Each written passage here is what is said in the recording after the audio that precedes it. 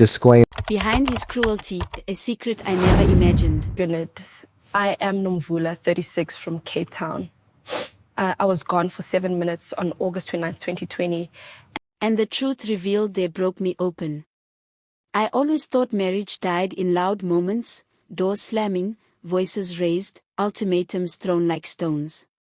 But mine died quietly, slowly, like a candle losing its flame in a room no one bothered to enter. I felt it long before I admitted it. The heaviness. The silence. The way my husband, Sibusiso, looked at me with eyes that no longer recognized the woman he married. There was a time he said my name with softness. But in those later years, it felt like he said it with irritation, as if calling me was a burden he never asked for. After I had our second child, my body changed. I tried to ignore it, but the mirror became a place I avoided. My skin looked tired. My waist was gone. My glow had faded. Stress carved lines into my face that did not go away. And instead of comforting me, he used my insecurities like stones he could throw whenever he was frustrated. The first time he told me, "You let yourself go," it felt like something inside me cracked. The second time, he said it with a sneer. As if I had done it deliberately to offend him. I still remember the way he looked at me one morning, slow, critical, disappointed.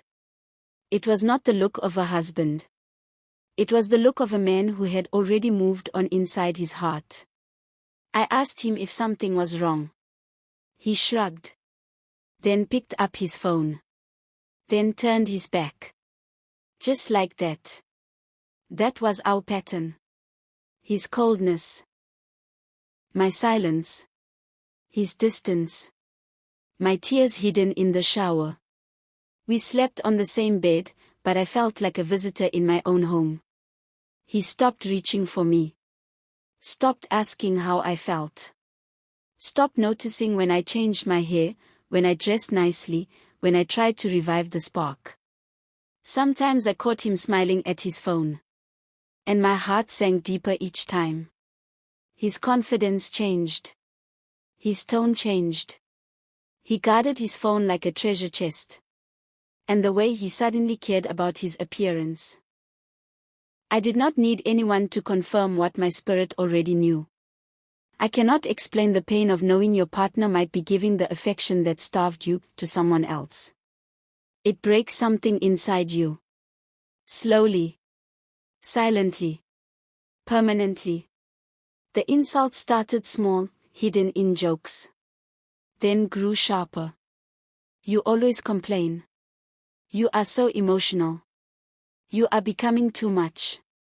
You do not look like you care about yourself anymore. Each word cut pieces of me I could never pick up again. But the worst was the disrespect. The way he dismissed my pain. The way he rolled his eyes. The way he spoke over me in front of others. The way he corrected me like a child. He was no longer the man I married. And I was no longer the woman he respected. I tried to fight for us. But you cannot fight for a marriage alone. One hand cannot hold a covenant that requires two. Some days, I would sit on the edge of the bed and stare at the doorway, waiting for him to notice that I was breaking right in front of him. He never did. Instead, he replaced conversations with his phone.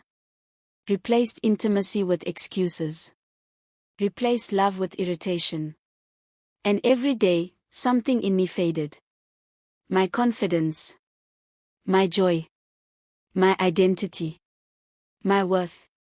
I became a shadow of myself while trying to be the woman I thought he needed. And then came the day something in me finally snapped. The day that pushed me toward the exit I once feared. The day I realized I could not stay where my heart was dying. A simple argument, small on the surface, yet it carried the weight of every wound he had caused me. He said something that shattered what little strength I had left. And that moment became the beginning of my breaking point. He said it so casually, so carelessly, as if the words had no weight. You are becoming useless, Nomvula. Look at yourself. I felt the words slam into my chest. Not because they were new, but because he said them with a finality that made it clear he no longer cared how deeply he hurt me. I stood there, frozen, holding the laundry basket with trembling hands, trying to swallow the sting before tears betrayed me. I whispered, "Why would you say that?" He rolled his eyes, slow, irritated, then walked past me as if I were an obstacle, not a wife. His shoulder brushed mine with a force that felt intentional. I waited for him to glance back, to soften, to apologize. He never did. Instead, he went straight to his phone, smiling at a message he clearly did not want me to see. That was the moment. The moment something inside me broke so loudly I felt it echo in my bones. I walked to the bathroom, closed the door slowly, and leaned my forehead against the cool tile. My breath shook. My chest tightened. I covered my mouth with both hands so he would not hear me crying. I hated the woman I had become. Not because of my body, but because of how small I felt. How invisible. How unloved. I stared at myself in the mirror, and for the first time, I whispered, "I cannot do this anymore." The decision was quiet, almost gentle. A soft surrender after years of trying to hold a marriage alone. I planned to leave. Not out of revenge. Not out of stubbornness. But because staying felt like slow death. But life has a way of collapsing before you take your first step. That evening, my chest felt heavier than usual. Not pain at first, just pressure, like someone pressing an invisible hand against my ribs. I tried to ignore it. Made dinner. Folded clothes. Packed a small bag in the bedroom where he could not see. Every time I bent down, a sharp sting traveled from my chest to my back. My breath shortened. My hands shook. I sat on the edge of the bed, trying to breathe slowly, but the air refused to fill my lungs completely. Sibusiso walked past me again, barely noticing me, humming to himself while scrolling on his phone. He did not see the fear rising in my eyes. He did not see the way I held the side of the bed for support. He did not see the silent panic crawling across my skin. He did not see me. A wave of dizziness hit me suddenly. My vision blurred. The room tilted to one side. My heart began pounding inconsistently, fast, then slow, then painfully tight. I tried to call his name. But my voice came out as a whisper swallowed by the air. Sibu. He did not hear me. My chest clenched so violently that I gripped it with both hands. It felt like my heart was trying to escape my body. The walls around me dimmed, the color draining from everything. The floor felt unstable beneath my feet. I stumbled forward. My knees buckled. The sound of the world turned distant, muffled, as if I was sinking under deep water. I heard one loud heartbeat inside my skull. Then another. Then a long, dragging silence that scared me more than the pain. My body fell sideways onto the floor, my cheek hitting the cold tile. The last thing I saw on earth was the outline of my husband's back, still facing away from me, still unaware that I was slipping away. My vision narrowed into a tiny circle of blurry light. Everything around me faded into shadow. My breath left in short, painful bursts. I tried to inhale again but nothing entered. Nothing. My body went still. And in the silence that followed, something unusual happened. It felt like a thin thread snapped inside my chest, releasing me from my weight. My consciousness lifted, not upward, not downward, just away. The world dimmed into a slow, gray dissolve. The muffled heartbeat echoed once more, and then disappeared completely. There was no tunnel. No sound. Only a stillness spreading around me like the pause between lightning and thunder. Then, without warning, A faint, pale light cracked open in the darkness. As if someone had drawn a thin line through the void. It widened slowly, inviting me, pulling me. Until I felt my entire being drifting toward it, weightless and silent. I realized I was no longer in my body. Something was waiting for me. Something that knew everything I had carried. Everything I had hidden. Everything I had done. And I felt the air tighten with the sense of a courtroom forming. Just beyond the light. The courtroom did not judge me like a human would. It judged me with a clarity that made no excuses for pain, no matter how real my suffering had been. The first scroll opened before me, unrolling with a whisper, revealing something I refused to face. The day I wished harm on my own husband. It was a whisper of a thought, born from exhaustion, not evil. But thoughts, in this place, were not just thoughts. They were seeds. Records. Choices with spiritual fingerprints. I watched myself standing in the kitchen, eyes swollen from crying, whispering. God punish him. Let him feel what I feel. I had forgotten I ever said that. The courtroom had not. Another scroll opened. This time it showed me sitting with two friends. I was broken. Angry. Tired. Looking for ears that would not judge me. I heard my own voice shaking with pain as I told them everything, every insult, every cold shoulder, every humiliation. And instead of praying with me or guiding me, they fed my anger. He does not deserve you. You should not stay where you are not appreciated. I know a guy who treats women like queens. Their laughter, soft, poisonous, echoed in the room. And then I saw myself do the thing I told God I would never do. I allowed another man's number to enter my phone. Not because I wanted sin. But because I wanted to feel something soft again. Something human. Something that did not make me shrink inside. The courtroom shifted, and a third scroll rose. This one hurt the most. It showed something I remembered too clearly. The night in the kitchen when I almost ended my life. I watched myself standing by the sink, water running, steam rising, my hands shaking as I pressed the metal blade against my own skin.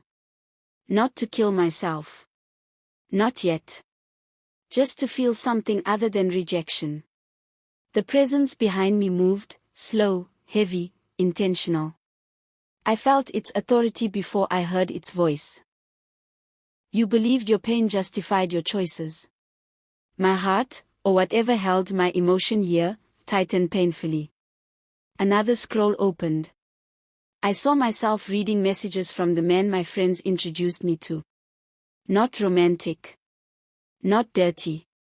Just attentive. How was your day, Nomvula? You deserve to be heard. I hope you are eating well. Every sentence was a rope pulling me deeper away from my husband. Then came the scene where I smiled at my phone. Smiled for the first time in months. I remembered that smile. It felt like a betrayal even then. But in the courtroom, it looked worse. It looked like I was opening the door to the wrong comfort. The fire beneath the glass floor flared softly, as though reacting to the truth. Suddenly, a heavy question rose in my spirit, raw, angry, bewildered. What about him? What about how he treated me? What about his insults? His cruelty? His neglect? What about the way he made me want to die? The courtroom stilled. Every scroll hung in midair. The covenant book stopped turning pages. The presence stepped closer. Not to condemn me, but to answer. When the voice spoke, it shook the very air around me. He was fighting battles you never saw. The images shifted instantly. The light dimmed, then sharpened into another scene. One I had never witnessed on earth. It was my husband. Sitting alone. In the hospital parking lot. With his head in his hands. He was thinner. paler. Shaking. Fear sat on his shoulders like a physical weight. My breath caught as the scene zoomed tighter, revealing the hospital folder in his hand. Oncology, test results. Diagnosis, stage 2 cancer. My knees would have buckled if I still had knees. Another scene rolled. Him sitting in his car wiping tears before entering the house, forcing himself to breathe normally, so the children would not suspect anything. A third. Him googling. How do I prepare my spouse for my death? How to make her stronger before I am gone? How to protect my family from seeing me weak? The voice returned. So gentle, yet so unarguable. He did not reject you. He hid his pain from you. He did not insult your worth. He was afraid of becoming a burden. His cruelty was a disguise for his shame. His distance was a wall to protect you from watching him fade. A sob ripped through me without sound. The voice leaned closer, wrapping me in truth that was unbearable and healing at the same time. You left him in your heart while he was fighting for his life. You judged what you did not ask about. You assumed betrayal instead of seeking understanding. A final scroll opened. It showed me packing my bag. The night before I died. Leaving. Without knowing. My husband was leaving the world slowly too. The courtroom dimmed. Waiting for my heart to break open. Because it was not done with me yet. The next revelation was waiting. Like a wildfire. I was shocked. The revelation hit me so hard that if I still had lungs, I would have screamed. I watched my husband's pain play out like a confession he never had the strength to speak. He sat in a doctor's office, nodding numbly as the diagnosis was explained. He clenched his fist under the table, hiding the tremor. He forced a smile when the doctor asked if he was alone. He said, "I am fine." But he was breaking. Scene after scene unfolded with brutal precision. I saw him trying to practice a speech in the mirror, words I was never meant to hear. How do I tell her I am sick? How do I tell her I might die? He failed each time. He would start, then fall silent, gripping the sink, staring at himself with the fear of a man who had already seen the end. The courtroom illuminated every detail, exposing his humanity, his weakness, his silent suffering. My shame grew heavier. The divine presence let the moment settle before speaking again. He was not preparing to leave you for another woman. He was preparing you to live without him. The words shattered me. I thought of all my suspicions. The late-night messages. The way he guarded his phone. The sudden secrecy. But the courtroom now revealed the truth behind them. He had joined online cancer support groups. He was messaging doctors. He was talking to counselors about how to shield his family from the emotional collapse that awaited. He hid the phone not because he loved someone else, but because he was afraid I could not handle his truth. At that moment, the fire beneath the glass pulsed softly, not in anger, but in sorrow. The presence continued, each word like a needle stitching pieces of understanding together. He feared you would leave him once you saw how fragile he had become. He feared becoming a burden to a woman already carrying so much sorrow. He feared making you watch him die slowly. I felt a deep ache rise from within me, raw, overwhelming. I whispered, even though my voice had no sound here. I did not know. I did not know. The scrolls rustled, as if responding to my brokenness. Another scene emerged. The very night I almost ended my life in the kitchen. My husband had seen me crying earlier that day.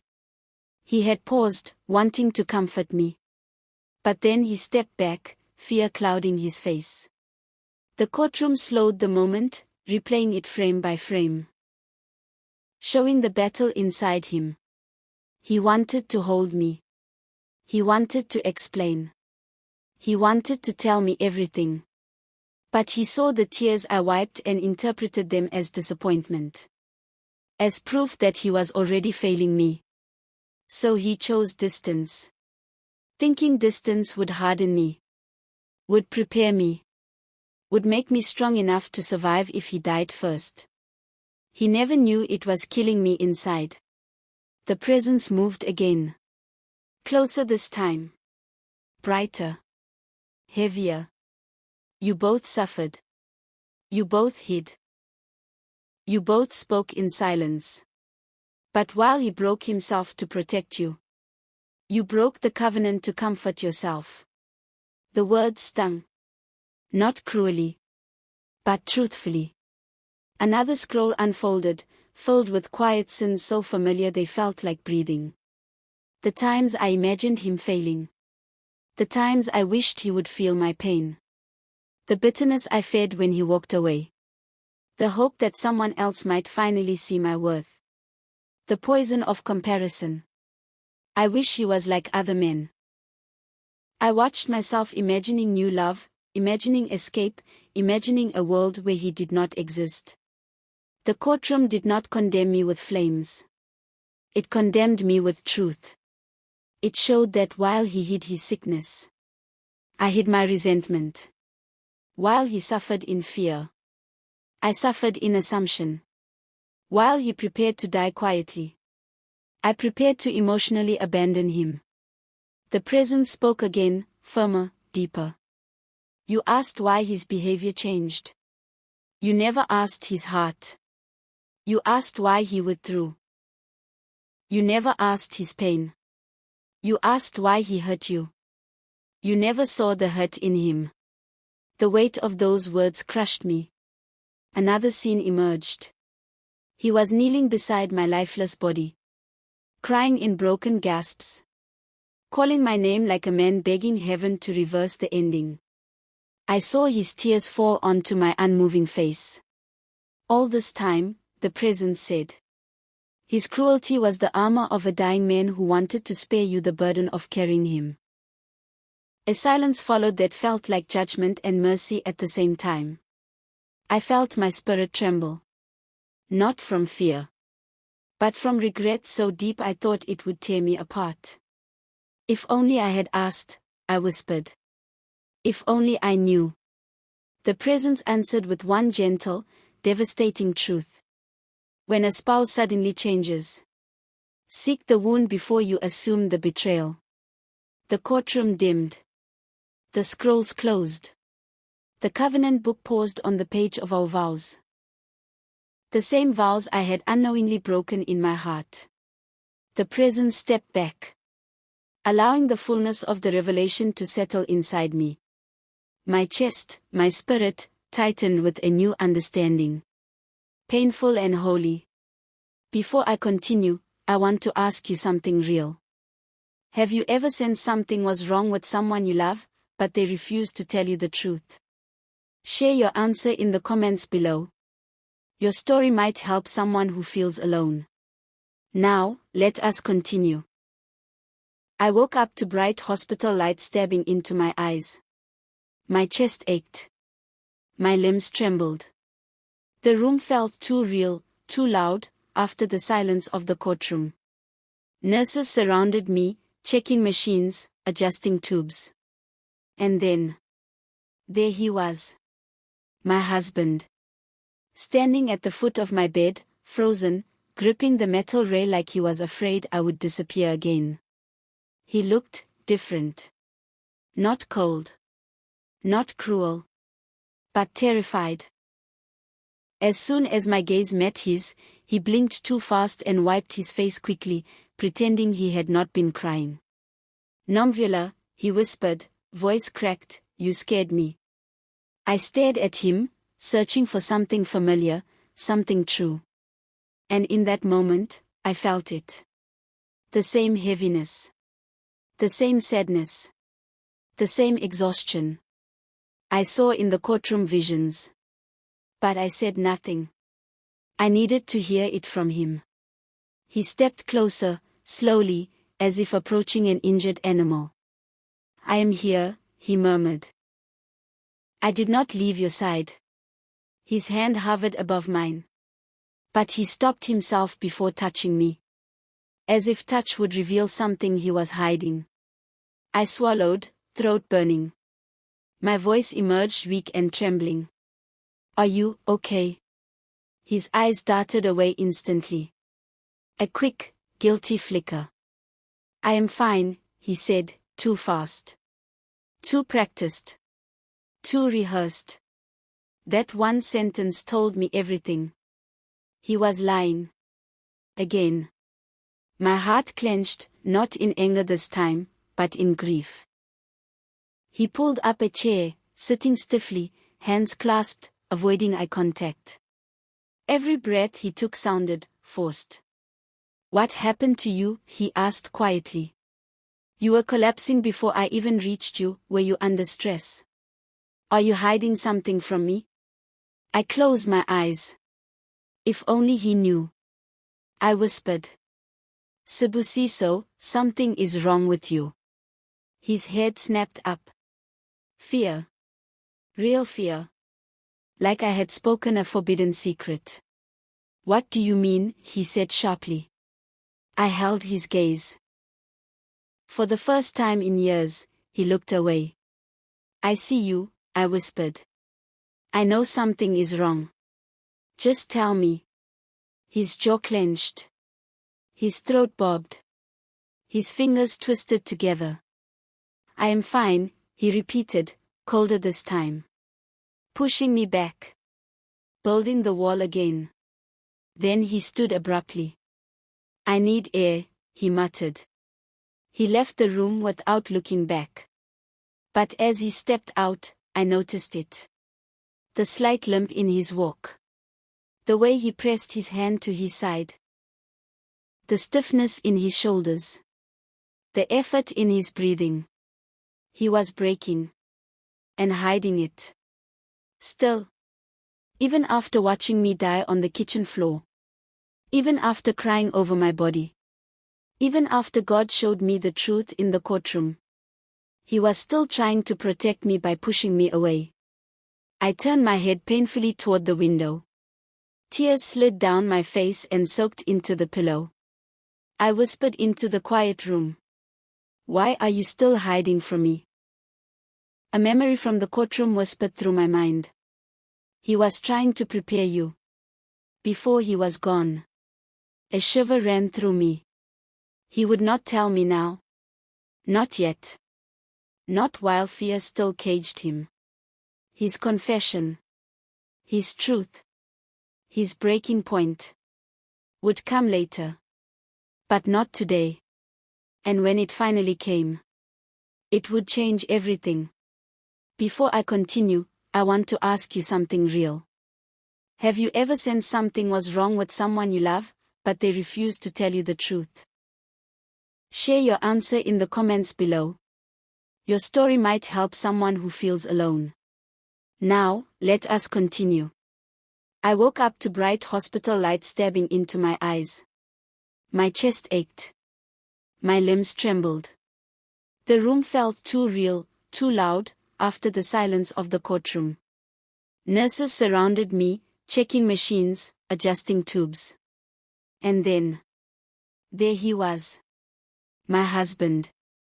Standing at the foot of my bed, frozen, gripping the metal rail like he was afraid I would disappear again.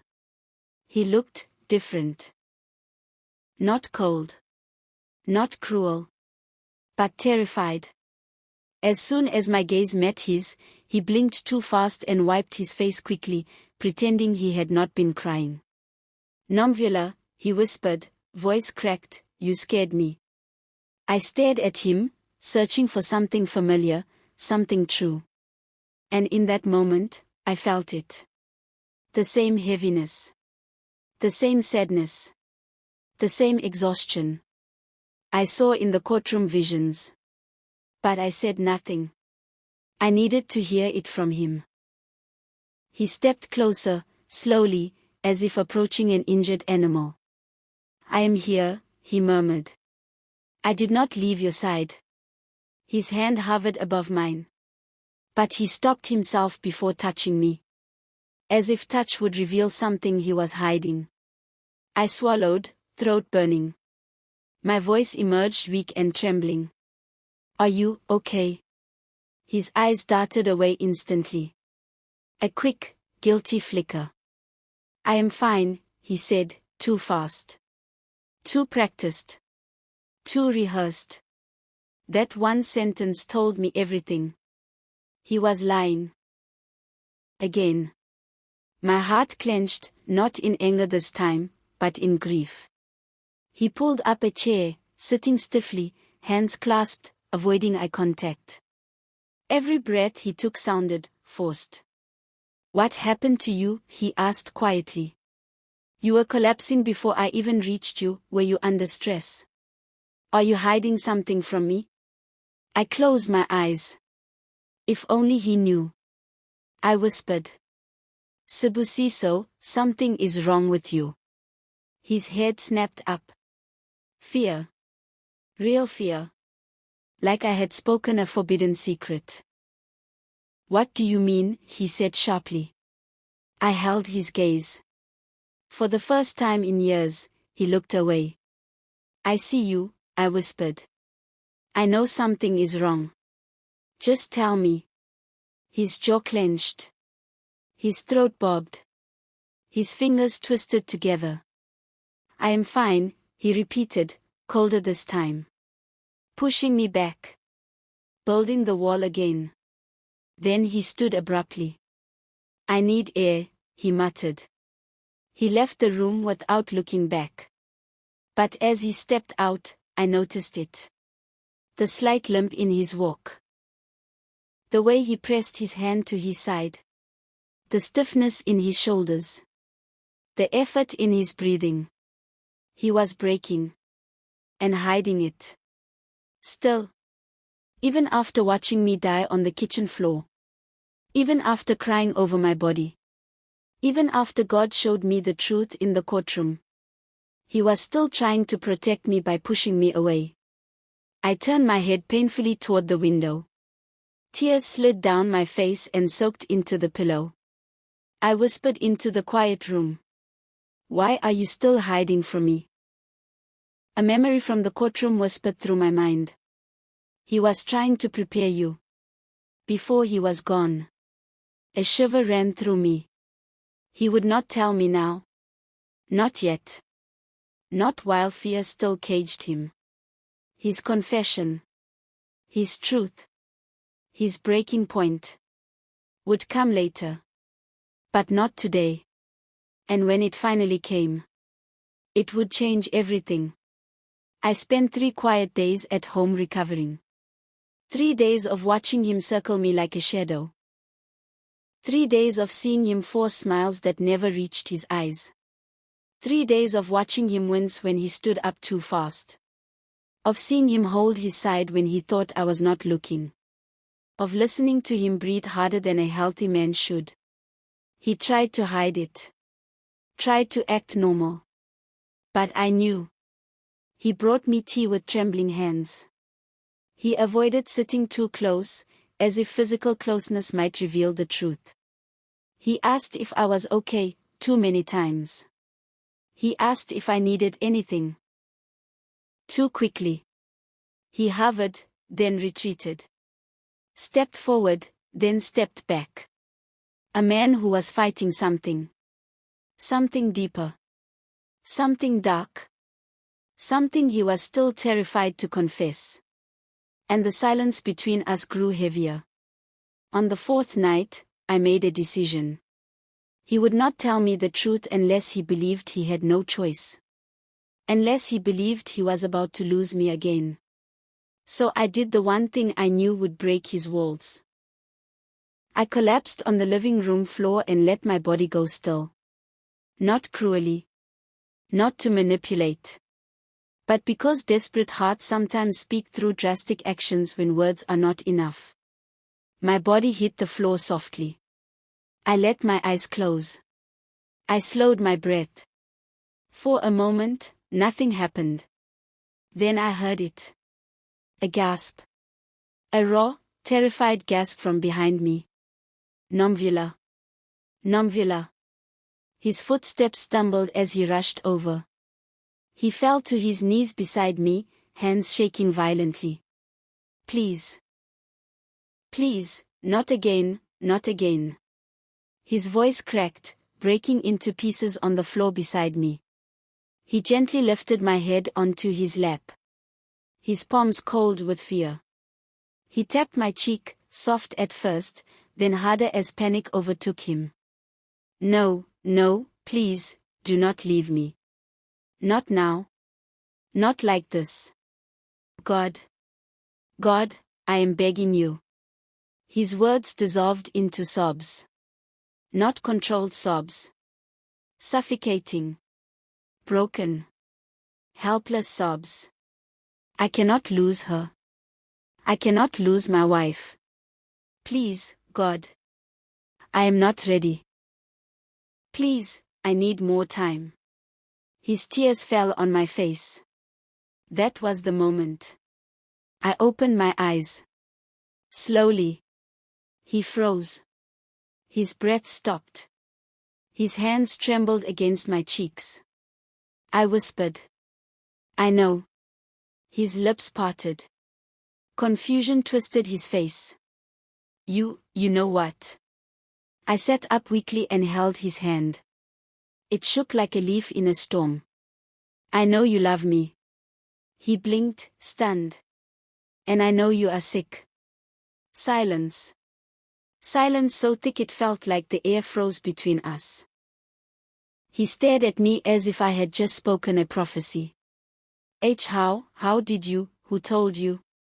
I looked straight into his eyes. Eyes that had carried fear too heavy for one man.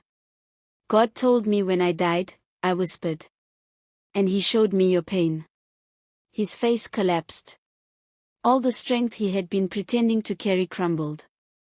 He covered his mouth to stop another sob from escaping. But the emotion broke through anyway. You were not pushing me away, I cried softly. You were trying to protect me. He finally nodded. Slow, defeated, relieved. I did not want you to see me like this, he whispered. I did not want you to suffer with me. I hid it because I thought it was better for you to hate me than to watch me die slowly. My heart split open. I crawled into his arms and held him the way he had needed to be held for months. Do not push me away again, I whispered. We will face this together. He held me tightly, burying his face in my shoulder. I promise, he cried. I will never hide from you again. Just stay with me. Please. And I did. I stayed with him through every appointment. Every painful night. Every trembling morning. Every tear he tried to hide. I fed him. Prayed with him. Held him when his strength failed. We sat in the garden and watched sunsets. We talked like newlyweds. We forgave each other. We rebuilt our love. We lived fully. Because time was short. 2 months later. He died in my arms. Quietly. Peacefully. Knowing he was loved. But I carry no bitterness. No regret. No anger. Because God gave me the chance to love him well. Before the end. Now, if you are listening to me. If your partner suddenly changes. Do not assume betrayal. Ask what silent storm is tearing them apart inside. If you feel unwanted. Do not escape to replacements. Seek understanding before assumptions destroy your covenant. And if you are broken. Do not break yourself further. Marriage is a battlefield. But some battles your partner hides are not against you. They are inside them. Love them through it. Hold them through it. Ask questions. Choose compassion. Choose presence. Choose truth. Because truth can save a life. If this story touched something deep in you, tell me in the comments what part spoke to your heart. Your story might be the reason another couple does not give up. And if you want more real, raw, healing NDE stories like this, stay close, subscribe, and let us walk this journey together. Share this with someone who needs a reminder, and most especially loves to keep malice. Love still heals, even at the edge of eternity.